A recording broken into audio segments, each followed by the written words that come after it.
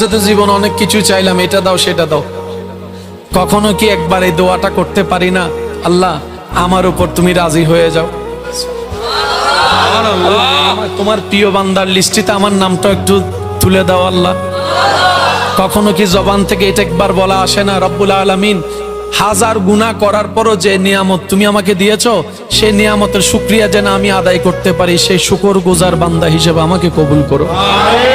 কখনো কি এটা বলা আসে না আমাদের, আল্লাহ নামাজের মধ্যে এমন কি প্রেম ছিল, এমন কি নিয়ামত মজা ছিল যে ইমাম হোসেন কারবালার ময়দানেও তীরের সামনে থেকে নামাজ ছাড়ে নাই। আল্লাহ নামাজের মধ্যে এমন কি প্রেম ছিল, তোমার প্রিয় বান্দারা রাতের ঘুমকে হারাম করে সারা রাত নামাজে কাটাই দিয়েছে।